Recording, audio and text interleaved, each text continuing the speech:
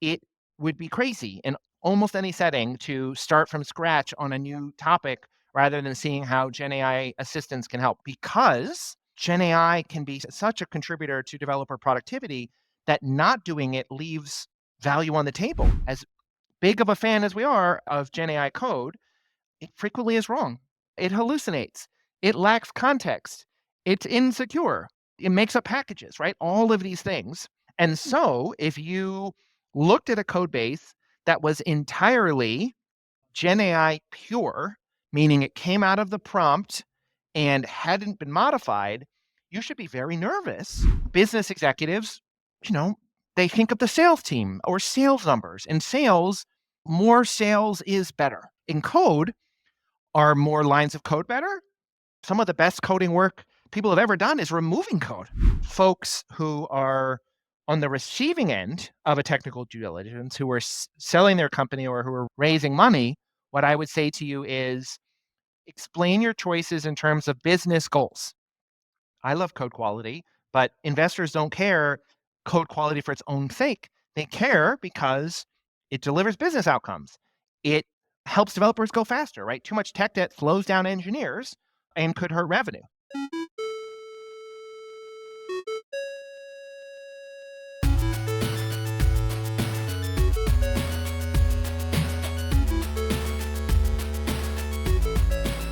Hello, everyone. Welcome back to another new episode of the Tech Lead Journal podcast. Today, I have with me Matt van Italie.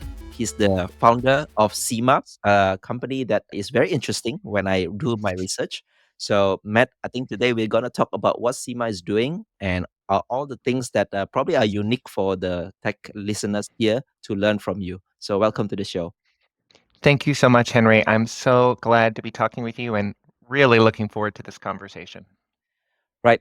Matt, I always love to ask my guests first, maybe to share any kind of career turning points that you think will be interesting for us to learn from that. Absolutely. So, I am the son of a computer programmer and a math teacher. And as you're about to hear, I had a pretty varied career before Sema, but Sema ultimately is about treating code as data, code as math. And so it kind of is the connection all the way back from the beginning, although I most certainly didn't know it at the time. I learned BASIC on a Commodore 64, so I show my age, but was not a professional coder.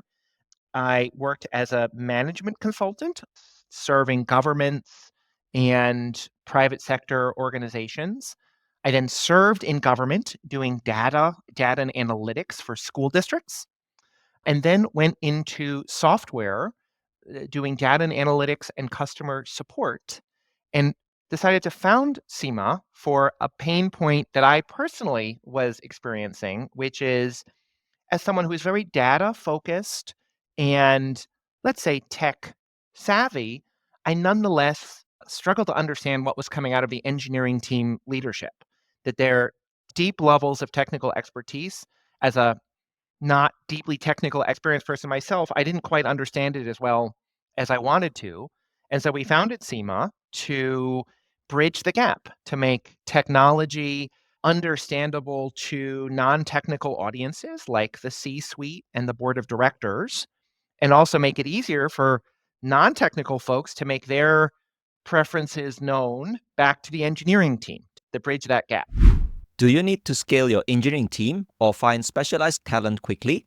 Finding good and experienced developers is hard, even for seasoned engineering leaders, and I've been there myself. The usual hiring cycles can take months while critical features sit in the backlog waiting to be implemented. Here's an alternative for you. Check out lemon.io. Lemon.io is the go-to platform for hiring top-tier developers from Europe and Latin America. They can match you with experienced developers in just 48 hours or less, offering a fast, reliable, and efficient hiring process. Lemon.io vets all their engineers through a rigorous process that involves 100% human check on every stage. And that's why only 1.2% of all candidates are onboarded and listed on the platform. And here's the interesting part. You work with Lemon.io on a monthly basis with no pressure to commit for long-term contracts. So go to lemon.io to find your experienced developers now. You can search by role or by skill, and they will find a match for you from within their thousands of vetted developers. And you can get 15% off for the first 4 weeks of work by mentioning Tech Lead Journal when you reach out to them. So stop burning money, hire developers smarter with lemon.io. Very interesting story in the beginning when you mentioned code. You treat code as data, right? So I think maybe for some of us it's unintuitive. So maybe tell us a little bit more. What do you mean treating code as data? Because all along when we write programs, right, we write code to actually execute something, right, to in order to do something. So why are you treating code as data? Maybe a little bit on here. Absolutely. So I'm going to answer that, and then I'm going to talk about code as a craft, because that's a really important caveat. But I'll answer your question first. So Sema has two products today, and I'm just going to use one as an example. One of them is like a credit score about a software engineering organization, in that it analyzes many different sources of information about the code base and comes up with a 1 to 100 score, which of course can be very controversial, and it's hard. It's easy to do that wrong and hard to do it right. And we spent many years trying to get those numbers right. Let me give you just a tiny example of what we do. We look at the number of in-file security warnings, which are warnings that would be detected by a SAST or a DAST tool like Sneak, and we count the critical warnings, because most businesses and organizations don't have time to fix all security issues, so they really focus on the most critical ones. And then let's say the number is 250 high risk security warnings. Now, you could say objectively, I'm using air quotes if anyone's just listening, maybe that number seems too little or seems too high. I would suggest it depends. That whether or not 250 high risk security warnings is too high, too low, or just right depends on the context of that organization. And so when we look at that number, 250, we compare it to similar size and stage code bases. This is probably obvious to your listeners, but we have to explain code bases to non-technical audiences. What you'd expect to see on the security and technical debt and all these other factors really varies depending on the size and stage of the business. And so again, back to that 250 high-risk security warnings, if the company is young with small code base, which is a segment fewer than 2 years old, fewer than 25 developers, having 250 high risk security warnings would put them in the highest risk. You're smiling. I mean, you can intuit that's a lot of security warnings for a company of that size and stage. And so that specifically, we put it in quartiles.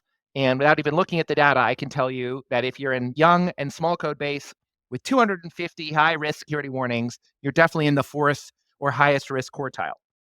By contrast, if you're in the segment called Giant, and Giant is 1,000 or more all-time developers, not necessarily current, but all-time developers, 250 high-risk security warnings is best quartile. It's best quartile because there's a couple reasons, but one is it's a lot of code, and it's, you're going to have you maintaining a certain level of security warnings as you go.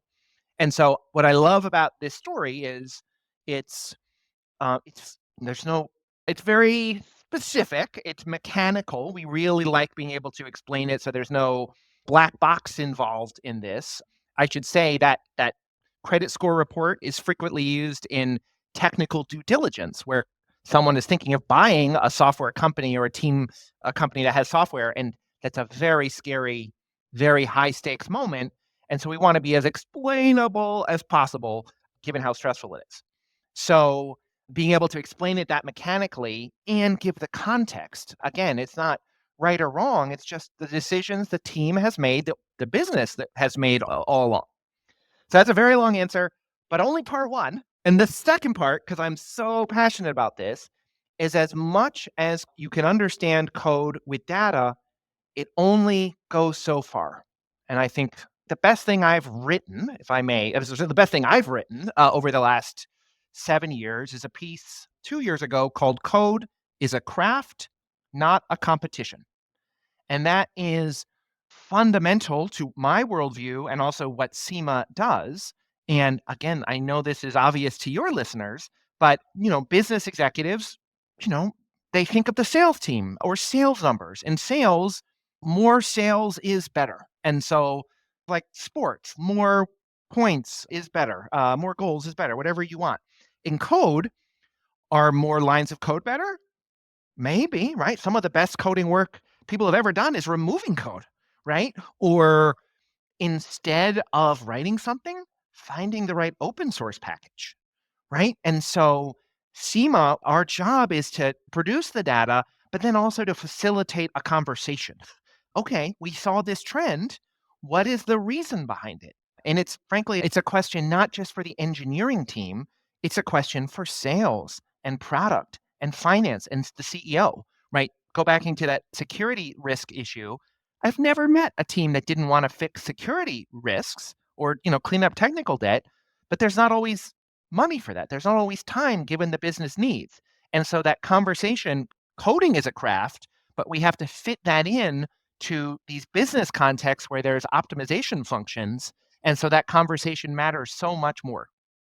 Wow, very intriguing and interesting, definitely, right? When we talk about code as data, right? So you kind of like analyze maybe from patterns and contextual thing as well, team size and things like that. And you mentioned like this is kind of like similar to some static code analysis, probably like you mentioned about Sneak, SAS, DAS tools, right? Maybe some engineers are also familiar with static code analysis, maybe like the linters or maybe some kind of code pattern, cyclomatic complexity and things like that. So how does SEMA actually differ from all these tools, or is it more like working on top of these tools and aggregating, more patterns and more signals from those tools? That is an amazing question, Henry. So we have two products, and the first one, the called comprehensive codebase scans, which is the credit score report, that is a point in time report using those static tools that you described. A SAST tool, it's not dynamic, we don't build the code. So a static SAST tool, a CVE scanner, linter scanner, cyclomatic complexity scanner, there's about 50 of those tools all at once. This is like, if I can use the analogy, the Code Scans product, bringing your car to a different mechanic to understand how much maintenance there was in other settings. And so the other maintenance is SaaS tools, using linters on a regular basis, hopefully a security tool, hopefully linters, etc. We're brought in what we call moments of evaluation. Started with technical due diligence. So we're helping a buyer decide if a company is safe enough, if the code base is healthy enough to buy. We also help sell side prep, which means a company wants to get bought. They want to make sure, they want to know what score they're going to get before they go into the test, so to speak. And so, very commonly, one of the findings from a SEMA scan is you now need to give your developers those tools like you described, because that product is not a SaaS tool. It is a point in time evaluation of the state of all of the tooling you have. So that's one of our products. The other product is a roll up of existing SaaS tools to be able to tell that story in an ongoing way. So if you're using a security tool and you have 250, and it reports, let's just use Sneak. It reports 250 warnings, and you're of this size, you're going to get this score, and you can see that over time. So a roll up of all those other tools. That's the SaaS version of this. Very fundamentally, it does not, neither one requires engineers to change tools. I don't need to tell you, you should let engineers pick their own tools. Back to code as a craft, the professionalism, the commitment to doing it right. Even when it is important, sometimes it's very important for executives to understand what's going on. You still want to give as much power as you can in decision making and authority to engineers and engineering teams. Right. So thanks for sharing what your tool is doing, right? So I think I can pick two interesting things that probably we can discuss further, right? The first is about engineering leaders knowing the state of their code base, the healthiness, how the team is doing, right? And the other one is the technical due diligence thing, right? Maybe let's start with the challenge of engineering leaders, kind of like knowing the signals from the code base, right? Because sometimes to be, transparent, like leaders won't have time to actually go into deep into the code and looking at everything what the developers are doing, especially if the teams are large, right?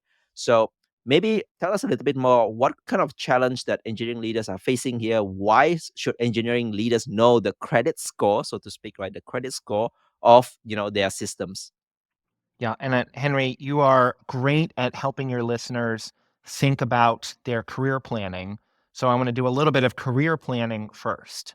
I believe that as hard as it is, it's really important for everyone in their careers to start developing a perspective on what do they want to do next, and what do they want to do in 5 years, and what do they want to do in 10 years.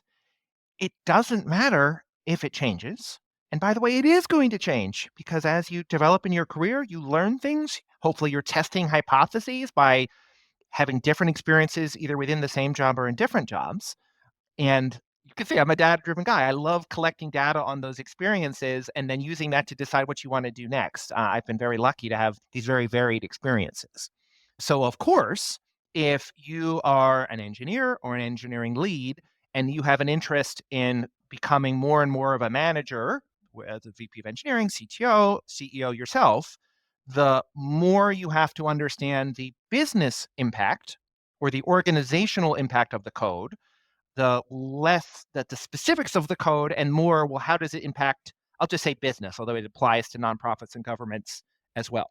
So certainly for anyone listening who wants to advance in their careers in management, you have to understand how the business optimization function, and that is about Codebase health, which gets summarized because CEOs have to get the summary view of sales and they have to get the summary view of marketing. So they will get the summary view of code one way or the other. And you as listeners, you are better served by being able to explain that in a way that the CEO will understand so she can support you in the ways that you need. And I would say, even if you are very interested in staying in the level, and I don't mean judgment, I just mean organizational level, the better you can understand the pressures and the constraints of the rest of the organization, the more likely it is that you're going to get what you want. By the way, that's not just about coding, that's really a lesson for life. I'll give you my favorite example. So when we do these code scans, we have a report out to teams. We ask them, we measure their testing levels, and let's just focus on unit testing for a second. We discuss with them what led to the unit testing levels that the organization has, and do they think, then we ask them, do you think unit testing should be increased? And it turns out there are good ways and bad ways to ask that I want more time to work on unit testing. The two really good ways are to explain it in terms of business outcomes or engineering impact. Business outcomes could be, yes, I think we should have more unit testing because the number of user identified bugs has really doubled over the last 6 months. And even to go a step further into the business world, and I recognize that those came from users at some of our biggest customers and our most important customers. So if we had more testing, we could keep those customers happier, right? That is language that the CEO and the CFO and sales really understands. So that's a business reason. The second other very good reason is engineering impact, which is to say, because we need to add more tests because developers, we estimate that our team could be 10% more effective in 6 months because they're not just hand checking their code each time. That testing actually speeds up velocity and throughput of engineering work. Either or both of those reasons, obviously they have to be true, are very compelling reasons for an executive team to invest. Unfortunately, what is not a very not a compelling reason for almost any organization is we don't think the code is as good as it should be. The quality is as good as it should be. We would like it to be better. Now, you can get to the right answer. You just have to frame it in this. I mean, again, you have to be honest. You have to be honest. But if you want to be persuasive, again, it's true about code quality, functional or non-functional requirements, true anything. Understand what matters to your audience. And so, again, a long story short, Henry, if your listeners can think about how non-functional requirements can impact the organization, then they can make requests for resources, for support, for time to work on them that are more likely to succeed than if they just express it in terms of the craftsmanship of the code. Wow. So I think many listeners here who listen to what you just said, right, definitely can relate to some of the pains, especially when you're growing, right? So when you're small size, it's kind of like understandable, right? Your code base, the healthiness and all that. But once you have larger teams and many multiple streams of deliveries, right? This is where the challenge is. And I used to work in like a scale up, right, as an engineering leader. It's always difficult when we are asked to explain how does the engineering do at this point in time, what are the challenges, why is it so slow to deliver something, what are the tech that impact to the business. So it's always very difficult, and to quantify that actually is not an easy job. So these days there are so many trends about developer productivity, measuring code metrics and all that. So how does this differ to those kind of developer experience, developer productivity kind of thing? Is this kind of the same kind of techniques that we want to do in order to improve developer productivity, or is this something different? Because I know that you also have a unique way of coming up with the metrics, the CTO dashboard, so to speak. So maybe if you can explain a little bit. Yeah, there are many, many, many ways to think about developer productivity and the effectiveness of the engineering organization. What I would say to your listeners is it is as hard as it is, and frankly, as easy as it is to use to pick wrong metrics that tell the wrong story. If you can explain it quantitatively, you're just, again, so much more likely to be able to have a conversation effectively with other members of the organization. Now, there's always going to be this tension. I sometimes say to non technical executives, imagine going to talk to a potter who works in a pottery guild for fun, who sits at a wheel and throws clay pots. If you weren't a very expert potter yourself, you would not go to that potter and say, you should spin that wheel faster, or you should use this kind of clay instead of this kind of clay, because pottery is a craft. It comes with expertise inside. It's not really reducible to, well, how many pots can you do, and can you do them faster, and da da da da da. Right? It's not, especially as a hobby. It's really different. You're laughing. I'm sure coders, much of coding can really feel like that in a good way. And I think one of the most amazing things about careers in engineering is you actually get to do a craft for a living. You get paid sometimes very well to work on something that you can be really proud of and put all of yourself into. I would suggest, I know you would make a lot of the rest of the business easy, but it would be easier for the rest of the business if one of the things you could do in exchange for having such a neat job, it's not always neat, but frequently, is try to explain the effectiveness of the team in a way that the rest of the team makes sense to the non-tech folks. So it's kind of a non-answer first, Henry, which is there's many different ways to measure engineering effectiveness and efficiency. Obviously, we love Dora metrics. We think those are, really proven to be very strong. So generally speaking, but at least by the time you're a large software team, you should be using Dora metrics. But the rest of them, in general, you should figure out a system that works for you and is understandable to the rest of the organization. That said, one change in understanding developer effectiveness and frankly, increasing developer effectiveness is the use of generative AI tools for coding. So I am sure that almost everybody here is using GenAI coding tools at work.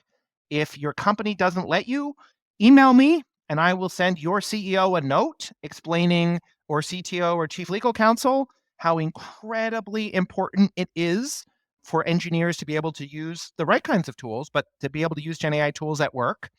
We now measure how much GenAI code is in the code base, and in that credit score, companies get a red if their coders aren't using it enough, because GenAI can be such a contributor to developer productivity that not doing it leaves value on the table, has organizations go slower. I like analogies. It's like open source. Imagine a team, a company saying, we're not going to use open source. We're going to build everything ourselves. That would be crazy. It would mean you're not taking advantage of best practices that someone else has figured out, a community has figured out. It would mean that you're wasting time. And of course, it would be incredibly annoying as a developer to have to do this by hand when a good solution exists. We are absolutely at that stage of Gen AI code usage. It would be crazy in almost any setting to start from scratch on a new topic rather than seeing how Gen AI assistants can help, whether they're specific to coding like a GitHub Copilot or whether they're a general LLM like ChatGPT. It absolutely makes sense for the developers and makes sense for engineers. Because of this opportunity to really increase developer throughput through Gen AI tools, our CTO dashboard actually measures how much Gen AI code is in use. And we explain it back in terms of a return on investment for the organization. Again, if the executives want to see the ROI on things. And so if everyone is now getting a tool, $40 a month, per user per month seat, to be able to show, and this is the impact, this is a return on investment, helps continue to make the case for those Gen AI tools for the coders. You just open up a topic that I think pretty much everyone is interested in at the moment, right? But before we go to discussing more about Gen AI, right? What are the things that you put in your CTO dashboard kind of a thing, right? So maybe we talk about Gen AI just now. We talk about like security findings. Maybe what are the Mhm. things that you actually include as part of your credit score? Absolutely. And so the things at that level of abstraction, we call them modules. And today we use 7. How much Gen AI is in use, security of the code, cybersecurity, so pen test results and dark web scan, if you will, open source legal risk, otherwise known as open source intellectual property risk.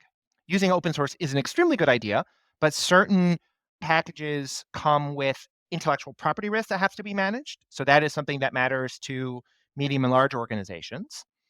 And then the other 3 are various forms of code quality or technical debt. Process is the 6th module, and that is about the consistency or lack thereof and the trends in development activity. A quick story on that one. We looked at a company in the fall of 2020 and did a credit score report on them, and they had a 20% decline in development activity in the spring. Now, 20%, if it's a small team, it's not that much, but this was a big, big team, and 20% was meaningful. I love code as data, but code is a craft and needs a conversation. So we went back and asked that code owner, hey, we observed in spring of 2020, your development activity seemed to drop off by about 20%. And this was recent, and we were doing it in the fall.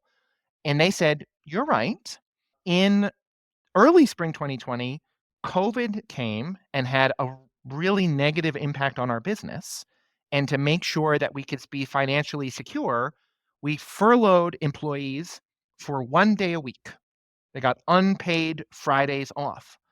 I mean, I literally still get goosebumps about this story. So they literally went from working 5 days a week to working 4, and the data showed this 20% decline because it actually, in that case, the data was really clear and there was a good story. So that's an example of process metrics. And the 7th area is team. And what's in the team module, most importantly, is the retention of developers who really know the code. So deep subject matter experts in the code. All of everyone here listening knows how important it is to have the expertise of developers. No matter how good the documentation is, no matter how skilled a new developer is, there's wisdom and knowledge about that code base itself that developer retention really matters. When Sema got started, many of our clients did not know that, didn't know it as deeply and didn't know it as quantitatively. And so the credit score shows, as an example, if you have a small number of security warnings and a consistent development process, but all of your developers have quit and been replaced, that's super risky, super, super risky than the reverse. So the team module is frankly the single most important of the modules with respect to the overall score. Wow, so very intriguing to see, these various dimensions and aspects that you just covered, right? So definitely we can't cover all of them, but let's try to kind of like dive deep, maybe some of them. So the first one is definitely the Gen AI usage. I think this is kind of like a very controversial topic. Sometimes some companies allow developers to use it, maybe even freely, subscribe to all the different AI tools. But some companies be more cautious because of data leakage or maybe the code pattern, right? And things like that. So maybe in the first place, I want to understand from you, how do you actually come up with these metrics, like the number of Gen AI usage? Because I don't know, like to me as a layman, right? The way I see us using it is like copy paste from the tools back to the code, right? There's no kind of like trace copy from where. So maybe tell us the first place, how can you get this data of Gen AI usage? Yeah. So there are two methods that Sema is working on. One of those methods is in production, and it is a deep learning based prediction of Gen AI code versus not Gen AI code. Of course, deep learning means training. And so we started with code that was not Gen AI, definitely not Gen AI originated, and code that definitely was Gen AI originated. How did we do that? Well, for Gen AI originated code, we synthesized it. We had an LLM produce samples that by definition came out of the LLM. And then for not Gen AI code, we used open source code created before Gen AI tools, coding tools were in the wild. So we had true comparison sets. That was a good starting point for the prediction model, but we've since then added just a ton of data science on top of it to refine it, both to further train the model itself, but also add complementary rules based on data science teams' work, that when we find things that we can conclusively prove are Gen AI or not Gen AI, we override what the model says. That itself is a super fun problem for those of you who like AI. I mean, I hope you get to work on building AI solutions. That one has been a really fun one for our engineers and scientists, and I'm very proud that they've produced. I mean, it's a hard problem. I'm very proud of what they've been able to produce so far. So maybe let's imagine that you can come up with this percentage of Gen AI usage in the code base, right? So what is the healthy mix here? Is it like, I don't know, 50%, 10%, 30%, or is it even like higher than that? So because in the beginning you said that everyone should use Gen AI, if not that you are like missing a lot of potential. So what is the healthy mix in your view? For sure. And SEMA sees ourselves as trying to be as objective as we can on balancing the risks and the rewards of using Gen AI code, and frankly setting standards for the industry. I'm sure you're going to say this at the end of this call, but if you go to semasoftware.com and you look at the first blog article pinned, is the current version of our Gen AI standards, which we have updated probably 3 times this year, and it's going to evolve over time as the tools change. But those standards have two parts. One is about Gen AI originated or not. The second is, if it is Gen AI originated, how blended is the Gen AI code? So we'll do Gen AI originated first. Right now, the safe zone, what would be green or a strength in the credit score, is 15 to 30% of the code originating with Gen AI. Less than that, as I mentioned, it could be yellow risk low, orange risk medium, or high risk red, depending on just how much less Gen AI code was being used. Again, for reasons of organizational effectiveness, like you're just not going to be able to go as quickly as you could if you're using Gen AI coding the right way. So lower, it could become yellow or orange or red. Also above could be yellow or orange or red. Now, this ties into having a conversation. We do think it is very appropriate to be using more Gen AI than that if you have the proper protocols and safety measures in place to be using Gen AI appropriately. So in this case, security warnings, you should fix them. You should solve being a red in security warnings by getting rid of security warnings. For Gen AI code usage, you can solve being a red or high risk by, for example, making sure engineers have the right licenses. It's really important that they use licenses that where they're not training the code, their model on your code. And so that's an example where the behavior probably is okay. It just needs to be tweaked a little as opposed to something that needs to fundamentally change. So that's one part of the standards, Gen AI originated or not. The other part is pure versus blended Gen AI code. And the idea behind this is, as big of a fan as we are of Gen AI code, it frequently is wrong. It hallucinates. It lacks context. It's insecure. It makes up packages, right? All of these things, just like GenAI human language output. And so if you looked at a code base that was entirely GenAI pure, meaning it came out of the prompt and hadn't been modified, you should be very nervous. You will be very nervous. Did they not find any security issues, or they found them? Did they not fix them? What about the institutional knowledge? And like, there's just things that can't just be solved through prompting. And so we have a of GenAI, if GenAI originated, pure rating. And basically, if more than 10% of the total code base is pure GenAI, we start asking more and more insistent questions about how did you get to this place?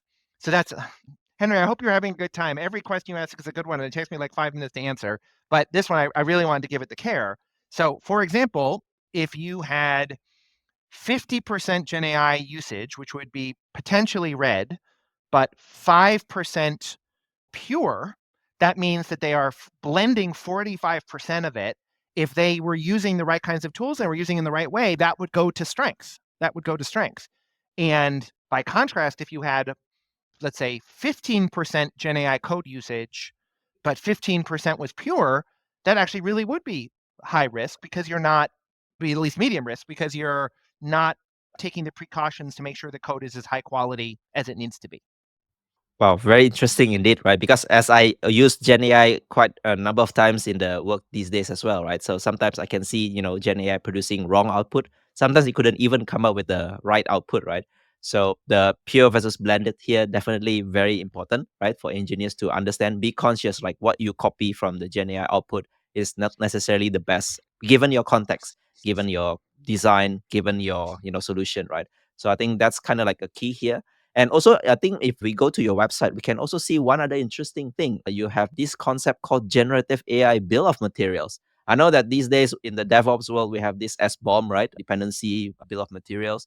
So, what is this Gen AI bill of materials? How do you come up with it? And why is it important to also have this BOM for Gen AI? Yeah. Well, you exactly understand it. So, of course, your audience knows that the traditional bill of materials is about the open source packages being used. Why does why does an SBOM matter? Well, because open source code has security risks, CVEs, because it has intellectual property risk if you use certain licenses the wrong way, because it has operational risk. So even if there aren't any security issues from the code being old, if you're many versions behind, there's a risk of it no longer being able to work. So security risk, intellectual property risk, maintainability risk for open source, and that led to a bill of materials. And your audience has at least seen them. They are used by insurance companies and lawyers and other in due diligences and these other evaluation circumstances. Well, guess what? Same applicable thing applies for generative AI, which is why there is now a GBOM, a generative AI bill of materials, which all kudos to our customers who asked us to build this. Sema is very honored to be the inventor of the generative AI bill of materials, because you just heard all the reasons. GenAI is a really good idea, just like open source, but it has maintainability risk. It lacks context, Henry. Like, it could lack context. It has security risks. It can make up what comes with vulnerabilities, just like other code.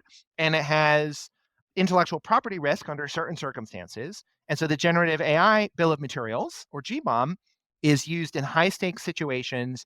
Today it is already part of diligences. So if you have a software team and you're getting investment from one of the best software investors, there's a reasonable chance they're going to ask you for a GBOM that, in this case, Sema would produce as part of the scan.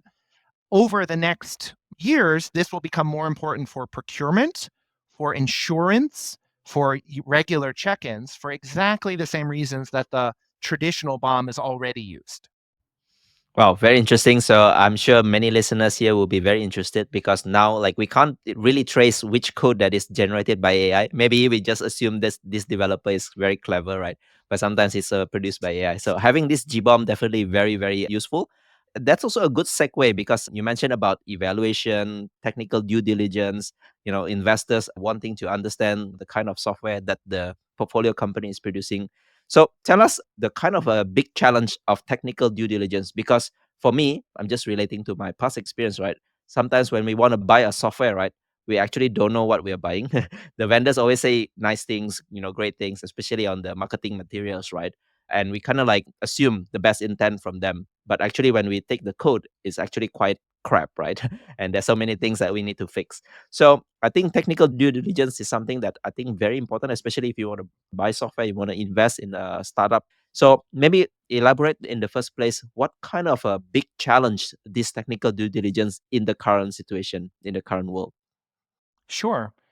So technical due diligence is near and dear to our heart because it's really how SEMA got started. And we've had the pleasure of evaluating 1.5 trillion worth of companies and technical due diligence in other settings. So to some extent, I see less about challenges and more about opportunities. But I guess fundamentally, remember me back data, code is data. In the olden days, technical due diligence was done entirely qualitatively. You would read code, you read snippets of code, you would interview people, you'd get a sense of the team. Now, code to craft, so those are all incredibly important. But my goodness, imagine trying to understand, I don't know, more than 100,000 lines of code by reading it and try to get sense of it. It's not possible, much less if there's millions, tens of millions, billions of lines of code. We've scanned companies with billions of lines of code. And so, of course, a real challenge is if you're about to write a serious check to invest in or to buy a software organization, we highly recommend understanding it qualitatively and quantitatively to make sure that you're de-risking it and then also not surprised by any amount of cleanup that you have to do on the other side so that it's not a surprise later. So very much we believe deeply that quantitative scans in partnership with qualitative assessment are a really important part of doing tech due diligence the right way. So I guess that's from the buyer's perspective. I think from the seller's perspective, a challenge can be explaining the choices that you've made in the context of the size and stage of your organization. And so, Henry, you said something like you've seen code bases that are crap. It's actually kind of expected. I would actually expect most times when another company is buying another company's software that the buyer is more advanced or is more further along in the market. Because they're further along in the market, they can afford fixing product technical debt and security debt, etc. The most important thing for early stage businesses is not non-functional requirements, not software companies. It's not non-functional requirements. It's product market fit. It's traction. It's revenue. And if we were to see a code base that was, quote, totally clean, quote, totally perfect, that was early stage, and there's no such thing as totally perfect anyway, but it would be a really red flag that they aren't building as fast as they can. And so, Henry, do you drive stick shift cars? Have you ever driven one? No, I haven't. Okay, I'm old, so some of your listeners might have driven a stick shift car where you have to engage the clutch to shift between gears rather than an automatic.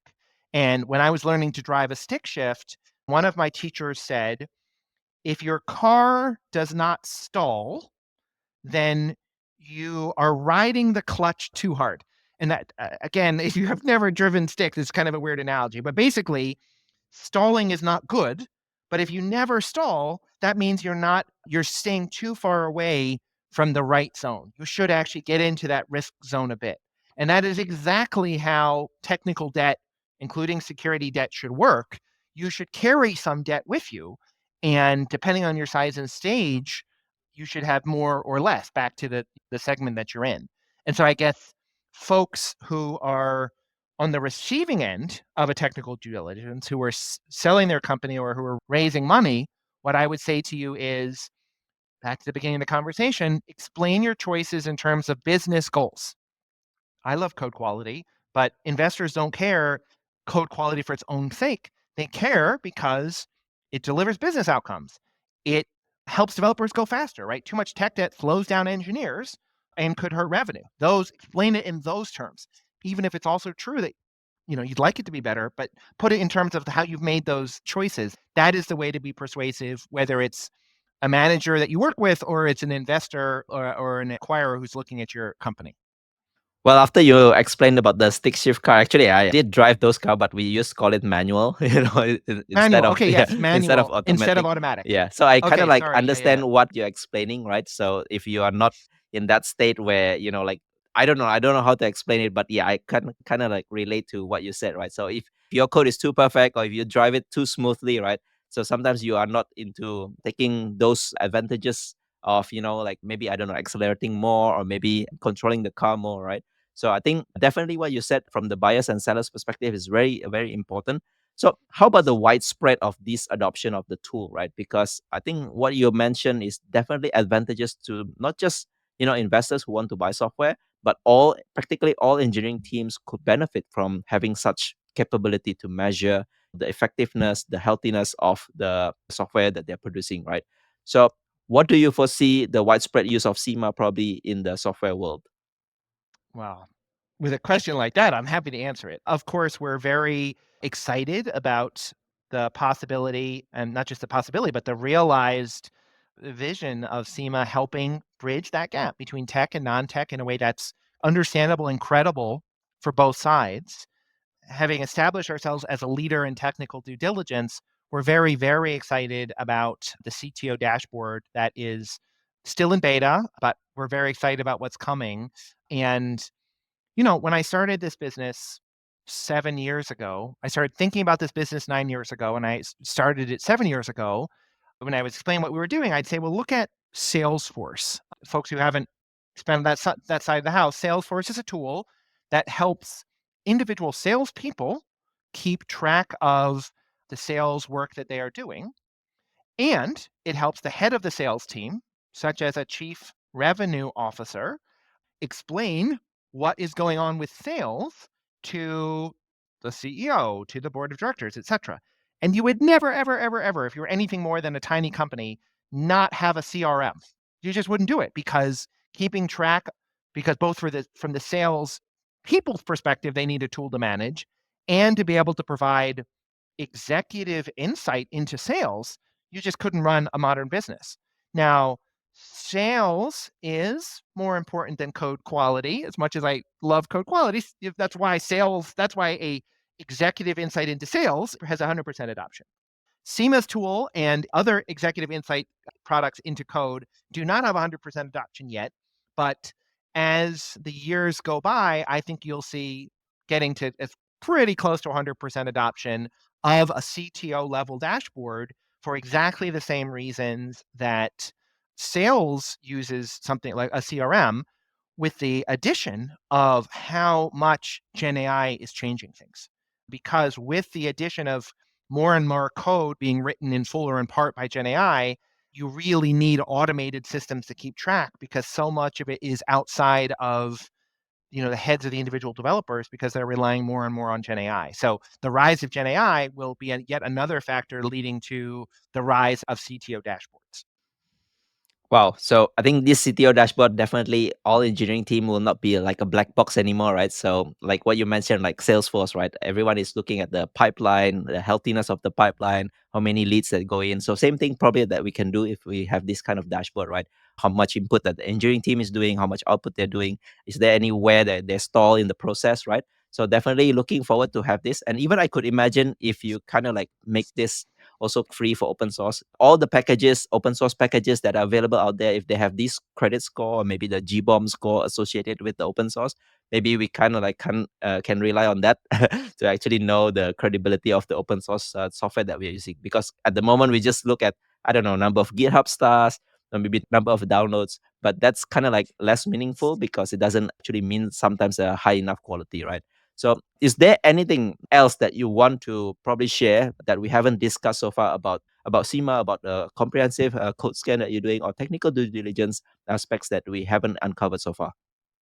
No, you've done such a great job asking questions, Henry. I mean, I will say, if you go to semasoftware.com, you can read a lot more. You can read about the specific components of the credit score. You can try out for free the credit score by entering in your own data. It's not exact, but it's pretty close. And you can also try out for free the CTO dashboard. So if any of those things are interesting in your audience, come find us, and If you don't see what you like on the website, you can contact us and you will hear from me because I love interacting with listeners. So feel free to send a note on our website and I most certainly will get in touch with you. Right. You mentioned throughout the conversation, there's one point where you mentioned the integration, right, should seamlessly integrate with existing tools that developers actually use. Because so many, I don't know, engineering metrics tool, they're kind of like opinionated in a sense, right? Like you have to follow their framework, otherwise you won't be able to produce the output. Maybe tell us a little bit more here how easy it is to actually integrate with Sema. Like how can we start by getting the metrics, the dashboard, by integrating our code base?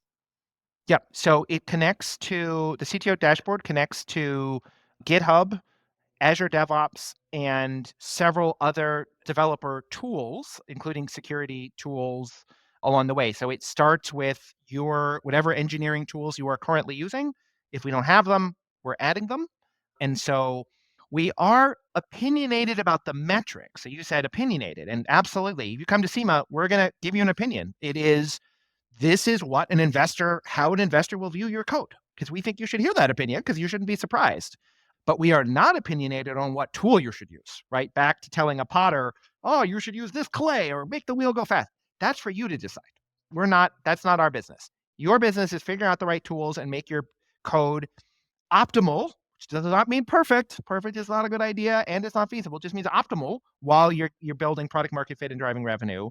Our job is to help you tell that story with whatever set of tools that you decide to use. So that's a long answer. Short answer is setup takes 2 minutes, and we're happy to walk you through it, but it is just connecting to the tools that you have. Right. Pretty seamless, it seems like. So, for those listeners who would like to give it a try, so maybe you can sign up, right? Or maybe even contact Matt. We'll put Yeah, his contact either is true. details And in. Yeah. exactly right. Free is free. While it's in beta, we're offering time limited but free trials, and so keen to have people try it out and give us feedback because it's just so, I'm repeating myself, but it is so important to be able to explain code to non-coders, but it's really hard. And it's really easy to make poor choices like lines of code increasing. You do sort of have to keep track of how big the code base is. I'm not saying you should never pay attention to lines of code, but it's so important to do it with nuance. And the more we hear from and the more we get user input, the better we can make it. So I really would love to hear from you and would really love you to try it out and tell us what you think and how we can make it better. So, Matt, it's been a pleasant conversation. I learned a lot, especially many aspects that I didn't know before, right? So, thank you so much for that. Before we wrap up our conversation, I have one last question for you, which I normally ask to all of my guests. I call this the three technical leadership wisdom question, right? So, think of it just like advice that you want to give to the listeners here, maybe something that you want to convey to the listeners. What would be that wisdom? Henry, it's a great question. And those who are watching notice I just switched rooms because of a noisy lawnmower. So, 3 pieces of wisdom. Of course, I'm going to start with figure out how to explain code to non-coders. The more empathy you have, regardless of what you want to do for your career, the easier it will be for you to achieve that for your code, for your business, for your team, for you, all of the above. That's number one. Number two, really try to treat your career as a series of hypotheses to test. If you're a team lead, you think you want to be an engineering manager, well, try it. I mean, give it your best efforts and let know what you do and do it for 2 years, the best you absolutely can. And, if you're going to work for 40 years, 2 years of investment in seeing if you want to be an engineering manager is a really good use of time because if you like it, it's a really good job. And if you don't like it, well, you have 38 other years where you're not being an engineering manager and you've ruled it out. You've collected data instead of just dreaming about alternatives. And I think that is so important for really high quality career choices. It's not imagining how a different job could be, it's experiencing it because, the grass is always greener. If you compare your current job to the theoretical best parts of all of the other jobs you might take, well, you're going to be unhappy because no job is better than the theoretical composition, but that's not the next job you'll have. The next job you'll have is a specific job with a specific boss in a specific sector, blah, blah, blah. And so trying it out, and I'm not telling you to go switch your jobs. I'm like, take on different projects within your organization, etc. But collect data about the things you like to do. And then I guess career tip 3 or tech tip 3, most of us are pretty good at thinking about the industry that we're a part of. gaming, fintech, insurtech, whatever. We're also pretty good at figuring out the roles. You want to be a tech lead, you want to be an individual contributor, you want to be an architect, you want to be a CTO. Those are very, very important questions. But my experience is folks undercount a really important third dimension, and that is the stage of the organization. And just like the stage matters for Codebase health, what we do professionally, it's also true that it matters so much for its job satisfaction. Broadly speaking, there are 4 stages that feel pretty different. Startup, say 0 to 1, fast growth or scale up, 1 or 2 to 7 or 8. A great organization or good or great that's staying that way, right? It's in the 8 to 10 range. And turnaround, where it used to be good, but now it's low and you're trying to get back. I know those 4 stages are different because I've had enough jobs to sit in those different places and I've experienced them. And I also know that I've never met anyone who was happy, super happy in more than 3, and most of people are only happy in 1 or 2. So even if everything else is right about your job title and comp and people and sector, folks who like startups are impatient when an organization just moves so slowly. And folks who don't like messes don't like turnarounds. Well, guess what? Some people really love turnarounds. And if that's like you, well, the world needs more people who can do that. So the last piece of advice is learn, experiment with different stages of organizations, because that's going to be a key part of professional happiness. Wow, really lovely, beautifully conveyed as well, and pretty unique. So far, I haven't heard about this kind of advice, right? So definitely, the first is try to explain code to non-coders, right? I think that itself is pretty challenging for some of us. And treat your career as a hypothesis, right? So test, do experience, rather than just trying to compare with other careers, potential perfect career out there. And the last one, I think, is really important to understand the different stage of organization, right? So sometimes if you are into startups, maybe you should try working in a well-established organization just to get a feel. Maybe you will do well, maybe you will not do well, but at least you kind of like understand the how it goes, right? So thank you so much, Matt, for this conversation. If people would love to connect with you, where can they find you online, maybe? Sure. I'm on LinkedIn at MVI, Matt Van Italy. And again, please feel free to send me a message via semasoftware.com. And if you ask for Matt in the message, I promise it will be me, not a colleague, not GenAI. It will actually be me replying. So please feel free to reach out. Thank you for such enlightening conversation, Matt. So thank you so much for the software that you're producing as well. I hope to see it being widely used in the world. Henry, thank you so much. And thank you for being such a great host and interviewer. I had a really nice time.